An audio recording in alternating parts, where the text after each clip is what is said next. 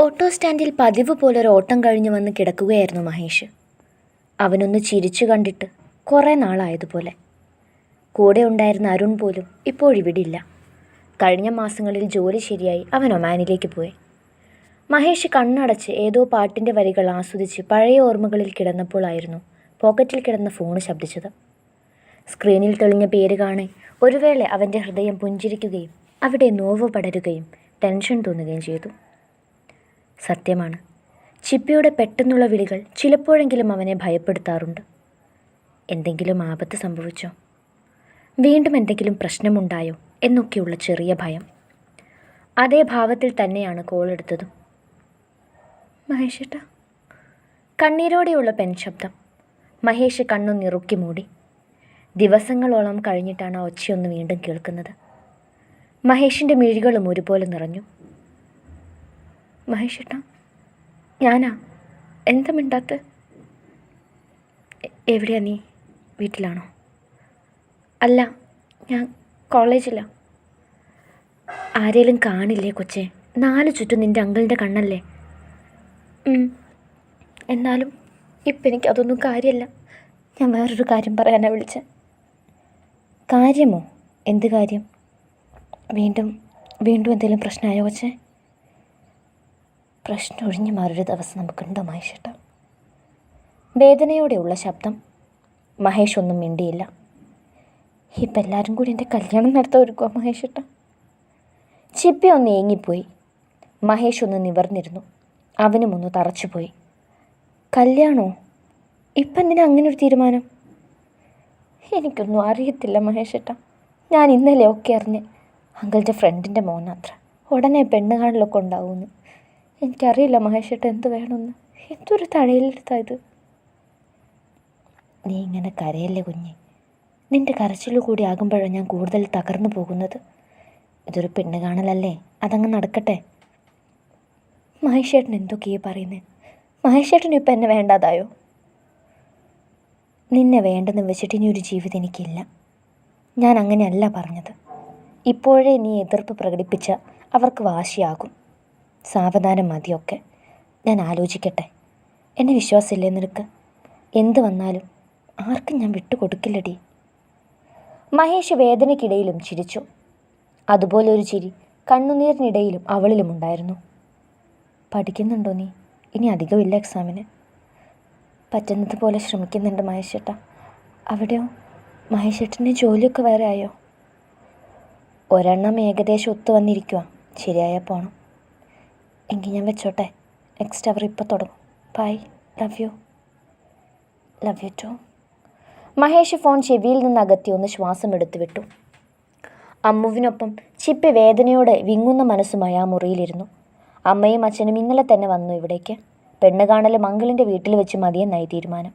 നാട്ടിൽ മഹേഷേട്ടനുണ്ട് പോലും. അയാൾ തൻ്റെ വിവാഹം മുടക്കിയാലോ എന്ന പേടി.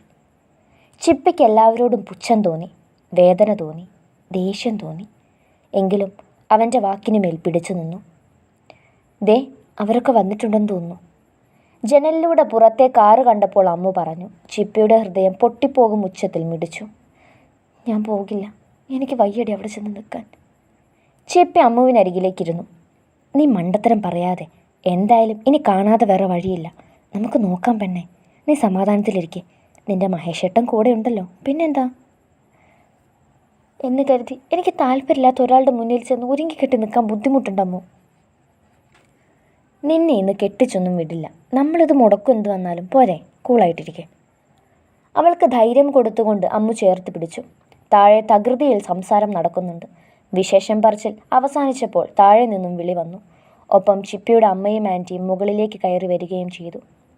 ചിപ്പിയെ വിലക്കിക്കൊണ്ടാണ് ഇരുവരും താഴേക്ക് കൊണ്ടുചെന്നത്. എല്ലാവർക്കും മുന്നിൽ നോക്കുകുത്തിയെപ്പോലെ നിൽക്കേണ്ടി വന്നതോർത്ത് ചിപ്പിക്ക് വിഷമം തോന്നി. അവൾ മുഖം പോലും ഒന്ന് ഉയർത്തി നോക്കിയില്ല. ആരെയും അതിന് തോന്നിയതുമില്ല. ഇതാണ് ചെക്കനെന്ന് പറഞ്ഞ് അങ്കിൾ കാണിച്ചപ്പോൾ മാത്രം പേരിനൊന്ന് തല ഉയർത്തി. അതുപോലെ തന്നെ തല താഴ്ത്തി കളഞ്ഞു. ചടങ്ങുകളൊക്കെ മുറക്കി തന്നെ നടക്കട്ടെ. ചെക്കനും പെണ്ണിന് എന്തെങ്കിലും സംസാരിക്കാനുണ്ടെങ്കിലാകാം. വന്ന കൂട്ടത്തിൽ ഒരു കാരണവർ വിളിച്ചു പറഞ്ഞപ്പോൾ ചിപ്പി പൊടുന്നനെ വേണ്ട എന്ന പോലെ തല ചലിപ്പിച്ചു. പക്ഷെ അതിനു മുന്നേ അനുരാജ് ചാടി എഴുന്നേറ്റിരുന്നു. ചിപ്പിയുടെ നോട്ടം അമ്മുവിലെത്തി. അവൾ ചെല്ലാൻ എന്ന പോലെ പുറത്തേക്ക് മിഴികൾ അയച്ചു. അനുരാജിന് പുറകെ അമ്മയെയും അച്ഛനെയും ഒന്ന് തുറച്ചു നോക്കിക്കൊണ്ടാണ് ഷിപ്പി പുറത്തേക്കിറങ്ങിയത്. അവളുടെ നിറഞ്ഞ കണ്ണുകൾ കൊണ്ടുള്ള കൂർത്ത നോട്ടത്തിൽ ആ ഇരുവരും ഒന്ന് പതറി. ചിന്മയെ സിറ്റൗട്ടിലേക്ക് ഇറങ്ങുമ്പോൾ തന്നെ കണ്ടിരുന്നു ഇടതു മാറി ഒരു തൂണിനരികിൽ നിൽക്കുന്നവനെ. നിന്ന നിൽപ്പിൽ താഴേക്ക് ചവിട്ടി തള്ളിയിടാനാണ് ആ പെണ്ണിന് ആദ്യം തോന്നിയത്. എല്ലാവരോടുമുള്ള ദേഷ്യം അങ്ങനെയെങ്കിലും തീർക്കാൻ തോന്നി. എങ്കിലും നിയന്ത്രിച്ചു നിന്നു. എങ്ങനെയെങ്കിലും ഇതിൽ നിന്ന് പിന്മാറണം, അതുമാത്രമേ മനസ്സിലുള്ളൂ. അതിപ്പോൾ ഇയാളോടെല്ലാം തുറന്നു പറഞ്ഞിട്ടാണെങ്കിലും സാരമില്ല. അടുത്തേക്ക് വന്നു നിന്ന് ചിന്മയൊന്ന് മുരടനക്കി.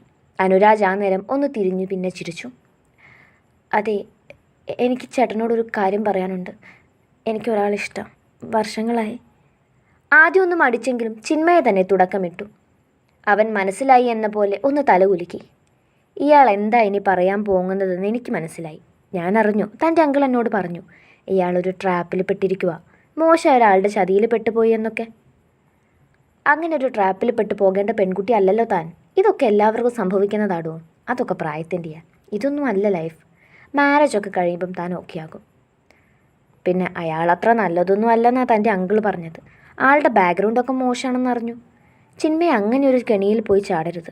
എനിക്ക് തന്നെ ഇഷ്ടമായി. ഇയാളും ആലോചിക്ക് ഞാൻ പറഞ്ഞതിനെക്കുറിച്ച്. അവൾക്ക് അവസരം പോലും കൊടുക്കാതെ അവൻ പറഞ്ഞു പോയപ്പോൾ വീണ്ടും എല്ലാം തകർന്നവളെ പോലെ അവിടെ നിന്നു. മഹേഷ് ഏട്ടനെക്കുറിച്ച് അങ്കിൾ എന്തൊക്കെയാണ് പറഞ്ഞിരിക്കുന്നതെന്ന് അതിനോടകം തന്നെ ചിപ്പിക്ക് മനസ്സിലായി. ആ വഴിയും അടഞ്ഞതുപോലെ അവൾ തളർന്നുപോയി. പെണ്ണുകാണൽ കഴിഞ്ഞ് ദിവസങ്ങളായി. എക്സാമും അടുത്തു. വന്നുപോയവർക്കൊക്കെ ചിന്മയെ ഇഷ്ടമായി.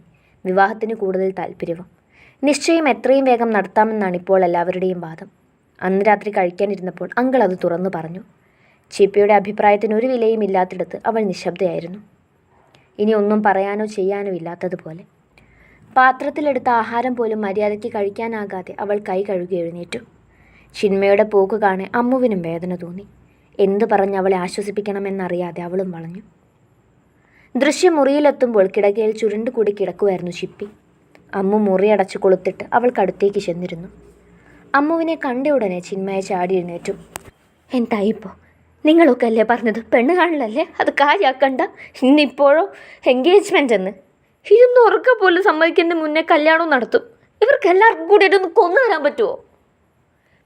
ചിപ്പി നിറഞ്ഞൊഴുകുന്ന കണ്ണുകളെ വകവയ്ക്കാതെ പുലമ്പിക്കൊണ്ടേയിരുന്നു. ഞാൻ എന്താ മോൻ ചെയ്യേണ്ടത്? എൻ്റെ അഭിപ്രായം മാനിക്കാത്തവരോട് ഞാൻ എന്തിനി പറയണ്ടേ? ആ പൊന്ന മോനോട് ഞാൻ പറഞ്ഞത് എനിക്ക് വിവാഹത്തിന് താല്പര്യമില്ലെന്ന്. എന്നിട്ട് നോക്കി അയാളും കൂടി. ചിപ്പി അമ്മുവിനെ കെട്ടിപ്പിടിച്ച് കരഞ്ഞു. നീ മഹേഷേട്ടനെ വിവാഹം ചെയ്, രജിസ്റ്റർ മാരേജ്. ഇനി അതേ ഒരു വഴിയുള്ളൂ. നിങ്ങൾ നിയമപരമായി ഒന്നിച്ചു കഴിഞ്ഞാൽ പിന്നെ ആർക്കൊന്നും ചെയ്യാൻ പറ്റില്ല. എൻ്റെ മുന്നിൽ ഇപ്പോൾ അതേ ഉള്ളൂ. വെച്ച് താമസിപ്പിക്കണ്ട, ഇപ്പം തന്നെ വിളിക്കേ. അമ്മ ഉറപ്പോടെ പറഞ്ഞ് മനസ്സിലാക്കുമ്പോൾ മറ്റൊന്നും ആലോചിക്കാതെ അത് മതിയെന്ന പോലെ ചിന്മയ ബാത്റൂമിൽ കയറി മഹേഷിൻ്റെ ഫോണിലേക്ക് കോൾ ചെയ്തു. കവലയിലെ കലുങ്കിൽ മഹേഷ് സന്ദീപിന് വേണ്ടി കാത്തുനിന്നു. തൊട്ടു മുൻപ് ചിന്മയെ വിളിച്ചു പറഞ്ഞ കാര്യങ്ങൾ കുരുക്കി കിടക്കുകയായിരുന്നു അവൻ. എന്താ വേണ്ടതെന്നോർത്ത് എത്തും പിടിയുമില്ല. എടുത്തു ചാടി ഒന്നും ചെയ്യാനും പറ്റില്ല. മഹേഷിനാകെ സ്വസ്ഥത കെട്ടതുപോലെയായി. ഇനിയും അവളെ കരയിക്കാൻ വയ്യ, വിട്ടുകൊടുക്കാനും. തന്നെ പ്രണയിച്ചുവെന്നതിൽ ഒരുപാട് അനുഭവിച്ചു കഴിഞ്ഞു ഇപ്പോൾ തന്നെ. ഇനിയും വേദനിപ്പിച്ചാൽ അത് പാപമായി പോവും. 5-10 മിനിറ്റ് കഴിഞ്ഞപ്പോൾ തന്നെ സന്ദീപ് എത്തിയിരുന്നു. അവനെ കണ്ടപ്പോൾ മഹേഷ് ഇരുന്നിടത്ത് നിന്നൊന്ന് എഴുന്നേറ്റു. എന്താ അളിയ കാര്യം? പെട്ടെന്ന് എന്താ ഉണ്ടായത്? സന്ദീപ് മഹേഷിനടുത്തേക്ക് ചേർന്ന് നിന്നുകൊണ്ട് ചോദിച്ചു. അവൻ അപ്പോൾ തന്നെ ചിന്മയെ വിളിച്ചു പറഞ്ഞ കാര്യങ്ങളൊക്കെ വള്ളിപ്പുള്ളി തെറ്റാതെ തുറന്നു പറഞ്ഞു. എല്ലാം കേട്ട് സന്ദീപ് കുറച്ചു നേരം ഒന്ന് സൈലൻ്റ് ആയിട്ടിരുന്നു. എന്നിട്ട് അളിയൻ ഇപ്പം എന്ത് തീരുമാനിച്ചു? രജിസ്റ്റർ മാരേജ് തന്നെയാണോ? അല്ലാണ്ട് മറ്റൊരു ഓപ്ഷൻ എനിക്ക് മുന്നിലുമില്ല. ഇനിയും അറിഞ്ഞു വെച്ചുകൊണ്ട് അതിനെ കരയിക്കാൻ വയ്യ. കാണിക്കുന്നത് നിറകേടാണ്. ആ അച്ഛൻ്റെ അമ്മേൻ്റെയും കണ്ണീരിൻ്റെ വില അറിയാഞ്ഞിട്ടോ അവരുടെ സ്വപ്നം തകർക്കുന്നതുമല്ല. പക്ഷേ അവർക്കൊക്കെ ഒരു പടി മേലെയാണ് അവൾ. എനിക്ക് മനസ്സിലായി. നിങ്ങൾ ഇത്രയും സ്ട്രോങ് ആയിട്ട് നിൽക്കുവാണ് എന്തിനും ഇതിന് ഞാനും കൂടെയുണ്ട്. ഇല്ലെങ്കിലും ഇനി അവരുടെ വീട്ടുകാർ സമ്മതിച്ചുകൊണ്ട് നിങ്ങളുടെ വിവാഹം നടക്കില്ല. പ്രത്യേകിച്ച് ഇങ്ങനൊരു പ്രശ്നം കൂടി ഉണ്ടായതുകൊണ്ട്. എന്തായാലും ചിന്മയ പറഞ്ഞതുപോലെ രജിസ്റ്റർ മാരേജ് നടക്കട്ടെ. ലീഗലി പിന്നീട് അവർക്കൊന്നും ചെയ്യാൻ പറ്റില്ല. നിങ്ങൾ പിന്നെ ഭാര്യയും ഭർത്താവുമാണ്. ആർക്കും പിന്നീട് അങ്ങനെയൊന്നും ചെയ്യാനില്ല. അത് തന്നെയാണ് ഞാനും ആലോചിക്കുന്നത്. പിന്നെയുള്ളത് ഇവിടെ എന്തെങ്കിലും പ്രശ്നമാകുമെന്നാ. അമ്മയൊക്കെ അത്ര പെട്ടെന്ന് ആക്സെപ്റ്റ് ചെയ്യുമെന്ന് തോന്നുന്നില്ല.